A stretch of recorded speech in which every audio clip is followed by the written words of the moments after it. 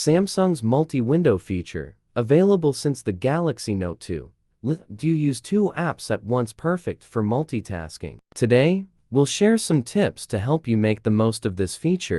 Tip 1. How to enable multi-window on Samsung S25, S24, S23, S22, S21 ? To use multi-window, press and hold the recent key on an app, for example, YouTube. When the split screen appears, select the second app, for example, WhatsApp. If you don't see it, tap More Apps to choose. Now, watch the video and view WhatsApp simultaneously. To adjust the window sizes, tap the white bar in the middle and drag it to your preferred position.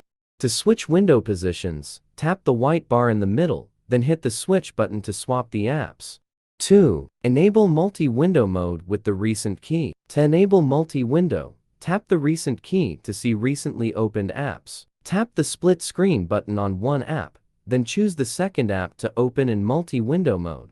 Tip 2. How can you turn off or disable Samsung multi-window? To disable multi-window, tap the white bar in the middle and press the close icon. However, to permanently turn it off on models like the S9, S8, you'll need a third-party app like Multi-Window Toggle, as the option was removed after Galaxy.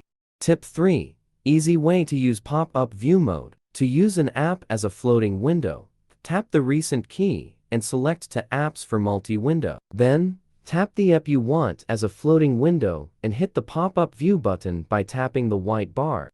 Tip 4. What to do if split screen is not working on Samsung. If split screen isn't working, try adjusting the settings. Go to Settings Advanced Features, then toggle on Pop-up View Gesture and Split Screen View Action. These steps should fix the issue and help you use the multi-window mode.